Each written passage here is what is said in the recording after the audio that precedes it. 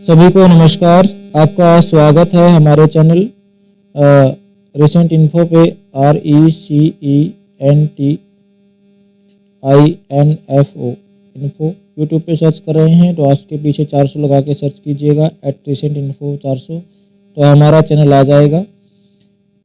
इस चैनल पर हम आपको न्यू जो डेली की अपडेट आ रही हैं, डेली करंट अफेयर हम इस पे देने की कोशिश कर रहे हैं। डेली करंट अफेयर, आप चाहे किसी भी परीक्षा की तैयारी कर रहे हो, चाहे कोई भी परीक्षा हो, उसमें करंट अफेयर एक महत्वपूर्ण पार्ट बन गया है। हर परीक्षाओं में करंट अफेयर से प्रश्न पूछे जाते हैं। तो यदि आप डेली अपडेटेड रहते हैं तो आप उन प्रश्नों को सही कर सकते हैं, और यदि अपडेटेड नहीं रहते हैं तो आप उन प्रश्नों को गलत कर देते हैं। इसलिए डेली अपडेट रहने के लिए, और यदि हमारा वीडियो आपको पसंद आ रहा है तो चैनल को सब्सक्राइब कर लें और बेल आइकन भी दबा लें, ताकि हम जो भी कोई नया वीडियो अपलोड करें उसका नोटिफिकेशन आपको मिले, और आप जैसे आपको समय मिले उसको देख लें, ताकि आप भी अपडेटेड रहें हमारे साथ। तो चलिए शुरू करते हैं। आज हमारा जो करंट अफेयर है वो है 14 दिसंबर का। देखिए, हम जो प्रेजेंट डे का करंट अफेयर नहीं दे रहे हैं। क्यों? आज जैसे 16 तारीख हो गई, लेकिन हम दे रहे हैं 14 तारीख का। तो आपका जो पेपर सेट करने वाला होता है, जो पेपर सेट करता है, वो कभी भी प्रेजेंट डे जिस दिन पेपर होना है उस दिन का करंट अफेयर तो आता नहीं है। उससे पहले 2 या 3 दिन का करंट अफेयर नहीं आएगा। तो उससे पहले के ही करंट अफेयर यदि आप रिवाइज कर रहे हैं तो आपके लिए फ़ायदेमंद होता है। तो आज का हमारा जो ये करंट अफेयर है ये है 14 दिसंबर का। तो चलिए शुरू करते हैं। सबसे पहला प्रश्न है, वर्ष 2024 के लिए COP29 की मेज़बानी कौन सा देश करेगा? देखो, COP28 जो हुआ था वो UAE में हुआ था, सऊदी अरब में, संयुक्त अरब अमीरात जिसको बोलते हैं। और इसमें हमारे जो अतुल शाह है उनको भी नॉमिनेट किया गया था, अतुल शाह को। और ये जो COP29 है ये आगे कहाँ होगा? आपको ऑप्शन दिए हुए हैं। अजरबैजान दिया है, नामीबिया दिया है, केन्या दिया है, माली दिया है। तो इसमें जो ये COP29 की मेज़बानी कौन सा देश करेगा? ये अजरबैजान करेगा। आगे चलते हैं। संयुक्त राष्ट्र ने माली देश में कितने वर्षों के बाद शांति मिशन को आधिकारिक तौर पर समाप्त कर दिया है?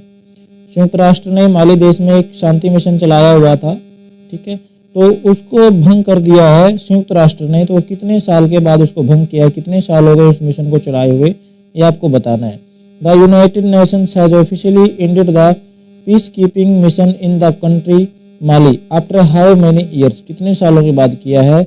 आपको ऑप्शन दिए हैं 15 साल, 20 साल, 18 साल या 10 साल। तो कितने सालों के बाद किया है? ये 10 वर्षों के बाद किया है। 10 वर्षों के बाद जो संयुक्त राष्ट्र ने माली देश में अपना जो शांति मिशन है इसको समाप्त कर दिया है। आगे है, मर्सर की quality of living city index 2023 में किस देश को शीर्ष स्थान मिला? जो रहने के लिए सबसे अच्छा शहर, ये लिस्ट दी है मर्सर के सर्वेक्षण में।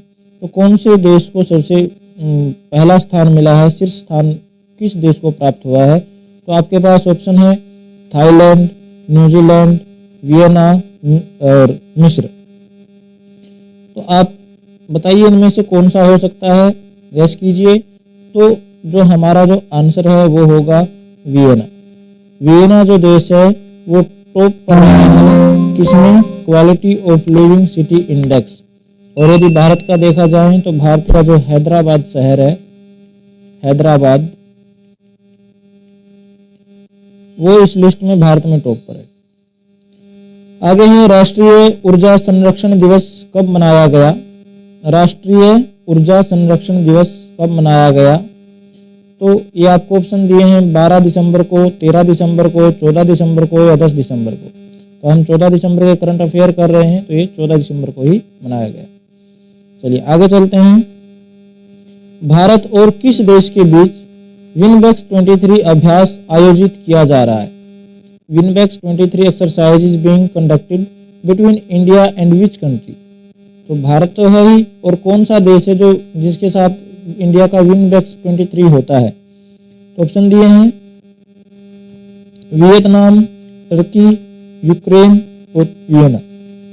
इन चारों में से कौन सा है जो विनबैक्स 23 इंडिया के साथ कर रहा है? तो वो है वियतनाम। आगे है, किस देश के क्रिकेटर अशद शफीक ने क्रिकेट के सभी फॉर्मेट से संन्यास लेने की घोषणा की है? ये अशद शफीक क्रिकेटर हैं, इन्होंने सभी फॉर्मेट, चाहे वो T20 हो, चाहे वनडे हो या टेस्ट हो, तो सभी से संन्यास लेने की घोषणा कर दी है ये अशद शफीक जी ने, जो क्रिकेटर हैं। ये कौन से देश के हैं ये आपको बताना है। Which country's cricketer Asad Shafiq has announced his retirement from all formats of cricket? तो ये आपको दिए हैं ऑप्शन में बांग्लादेश, पाकिस्तान, श्रीलंका और ऑस्ट्रेलिया। तो ये किस देश के हैं अशद शफीक? ये हैं पाकिस्तान के। आगे है, नम्मा कमाला प्रतियोगिता का आयोजन कहाँ किया गया? Where was the Namma Kamala competition organised? ये नम्मा कमाला प्रतियोगिता का नाम है। तो ये कहाँ पर किया गया? आपको ऑप्शन दिए हुए हैं बेंगलोर, बेलगावी, बीदर, बगलकोट। ये सब कर्नाटक के ही स्टेट, कर्नाटक की ही सिटी हैं। तो इनमें से किसमें किया गया है? ये बेंगलोर में किया गया। कर्नाटक की राजधानी है बेंगलोर। और कर्नाटक से याद आया, कर्नाटक में जो सरकार है वो उसने क्या कहा है कि हम जो NEP 2020 है, NEP 2020 जो है, हम उसको खत्म करके उसको लागू नहीं करेंगे, हम अपनी अलग से पॉलिसी बनाएंगे। एजुकेशन पॉलिसी अलग से बनाएगा कर्नाटक स्टेट, ये सरकार ने कहा वहां की। आगे है,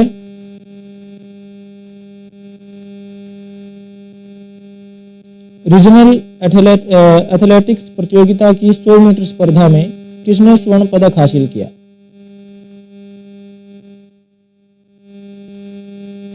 Who has won the gold medal in the 100 meter event of the regional athletics competition? तो ऑप्शन दिए हैं आपको अविनाश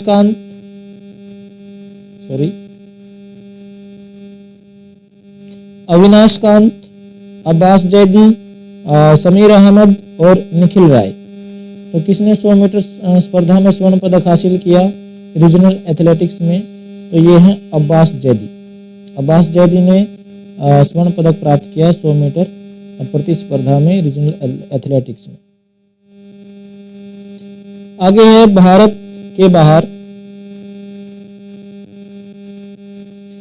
के बाहर दुनिया के सबसे बड़े हिंदू मंदिर का उद्घाटन कहाँ किया जाएगा?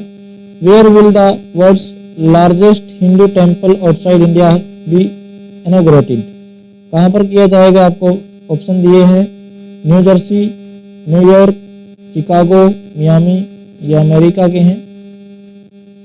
तो किसमें किया जाएगा? न्यू जर्सी में जो किया जाएगा सबसे बड़े हिंदू मंदिर का उद्घाटन। भारत में तो बहुत बड़े बड़े हिंदू मंदिर हैं, भारत से बाहर भी ये जो न्यू जर्सी है इसमें सबसे बड़े हिंदू मंदिर का उद्घाटन किया जाएगा। और अमेरिका ने एंटी करप्शन के लिए निखिल डे को नामित किया है। निखिल डे को एंटी करप्शन के लिए नॉमिनेट किया है। आगे है, भारत में सबसे अधिक वेतन पाने वाले CEO कौन बने हैं? Who has become the highest paid CEO in India? तो ये आपको दिया है theory डेलापोर्ट, CM Gurnani, CP Gurnani, Nitin, Rakesh, Sandeep Kalra. तो ये आप बता सकते हैं, आपको पता भी होगा, ये पहले की ही अपडेट है जो हमारे से छूट गई थी। तो कौन बन गए हैं सबसे अधिक वेतन पाने वाले CEO? ये बन गए थेरी डेलापोर्ट। थेरी डेलापोर्ट जो है भारत में सबसे अधिक वेतन पाने वाले CEO बन गए हैं। और ये कौन सी कंपनी के हैं? ये विप्रो के हैं। चलिए आगे है, कौन दुनिया के सबसे बड़े चिप सेंटर का निर्माण करेगा? Who will build the world's largest chip center? तो दुनिया के सबसे बड़े चिप सेंटर का निर्माण कौन करेगा? ऐसे काम या तो चाइना करता है, ठीक है, या फिर जो चिप का मतलब क्या है, मोबाइल से संबंधित मोबाइल मैन्युफैक्चरिंग और कहाँ होती है, तो आप देखिए चाइना आपको ऑप्शन दिए हुए हैं, Vietnam, Korea, south Korea, America. तो कौन सा ऑप्शन है आप देखिए। तो ये जो सबसे बड़े चिप सेंटर का निर्माण कौन करेगा, किसने घोषणा की है? साउथ कोरिया ने घोषणा की। साउथ कोरिया के जो प्रेसिडेंट वो बदले गए हैं, वहाँ पर और पहले दूसरे थे जो तानाशाह थे, अब दूसरे हैं। और साउथ कोरिया के साथ भारत ने हाल ही में 50 वर्ष पूरे किए हैं राजनयिक संबंधों के, ये भी ध्यान रखिएगा। आगे भारत की सबसे बड़ी पंप भंडारण परियोजना की आधारशिला कहाँ रखी गई? Where was the foundation stone of India's largest pump storage project laid? कहाँ रखी गई? ये आपको दिए हैं नीमच, उज्जैन, भोपाल और ग्वालियर, ये सभी एमपी के हैं, ठीक है। तो कहाँ पर रखी गई? ये रखी गई है नीमच में। नीमच में सबसे बड़ी पंप भंडारण परियोजना की आधारशिला रखी गई है, एमपी में है। और एमपी में अभी अभी इलेक्शन हुए थे, एमपी के जो सीएम बने हैं वो है Mohan Yadav.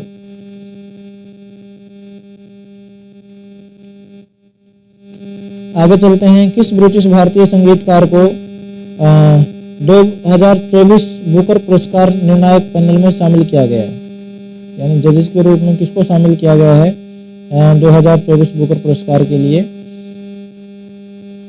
Which British Indian composer has been included in the 2024 Booker Prize judging panel? तो आपको ये ऑप्शन दिए हुए हैं, अमिताभ घोष, किरण देसाई, सलमान रुश्दी या फिर नितिन साहनी। तो कौन किसको शामिल किया गया है? ये भारतीय मूल के हैं, ये संगीतकार हैं। तो कौन है? नितिन साहनी। नितिन साहनी को 2024 बुकर पुरस्कार निर्णायक पैनल में शामिल किया गया, ऑप्शन डी।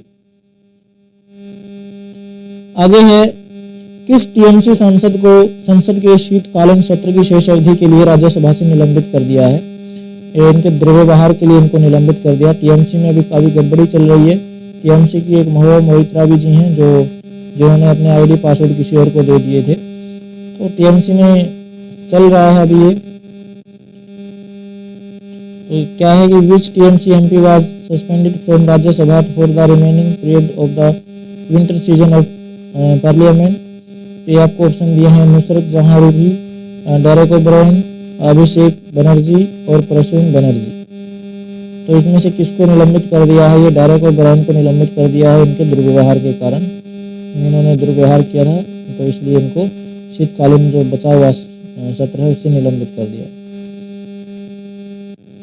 आगे है, वर्ष 2023 में गूगल की शीर्ष 10 ट्रेंडिंग एथलीटों की सूची में एकमात्र भारतीय क्रिकेटर कौन है? Who is the only Indian cricketer in the list of Google's top 10 trending athletes in the year 2023? आपको ऑप्शन दिए हैं, विराट कोहली, रोहित शर्मा, शुभमन गिल और मोहम्मद शमी। अभी वर्ल्ड कप हुआ था, तो वर्ल्ड कप में लगभग सभी ने अच्छा प्रदर्शन किया, लेकिन फिर भी गूगल ने जो अपनी 10 एथलीटों की सूची जारी की है उसमें भारतीय क्रिकेटर हैं एकमात्र, वो शामिल हुए हैं। तो कौन से हैं? आपको ये ऑप्शन दे रखे हैं, ऑप्शन में से आपको देना है कौन है? शुभमन गिल। शुभमन गिल को इस लिस्ट में जगह मिली है। इनको प्रिंस ऑफ क्रिकेट भी कहा जाता है, प्रिंस ऑफ क्रिकेट। आगे है, टाइम मैगजीन द्वारा किसे सीईओ ऑफ द ईयर चुना गया है? टाइम मैगजीन द्वारा किसे सीईओ ऑफ द ईयर चुना गया है? Who has been chosen as CEO of the year by Time magazine?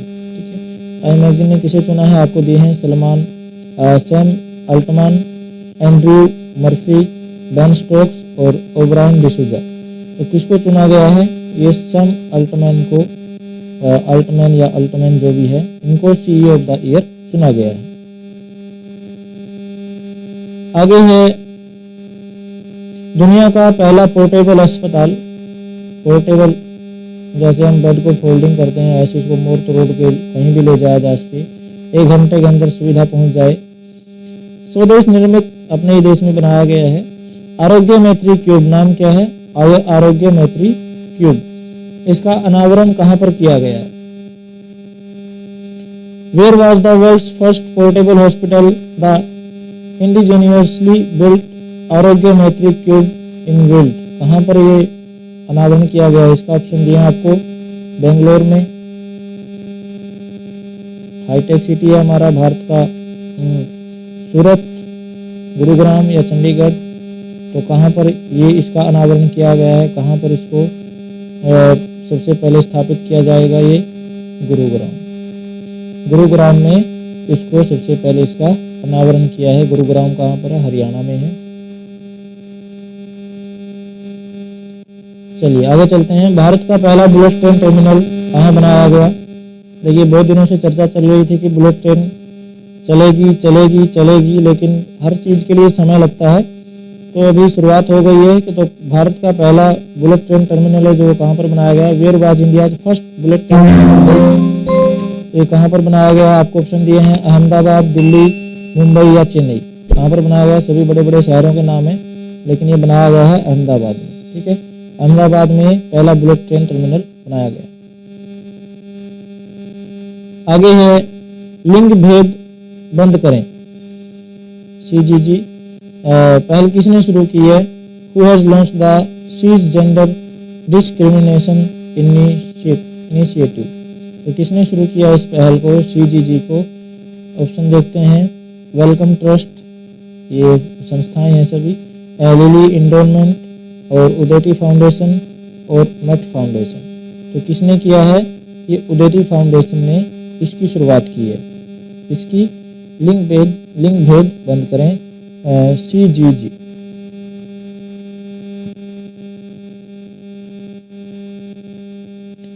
आगे है अखिल भारतीय फुटबॉल महासंघ AIFF द्वारा प्रतिष्ठित एलिट 3 स्टार रेटिंग से किसे सम्मानित किया गया है? Who has been awarded the prestigious elite 3 star rating by the All India Football Federation AIFF।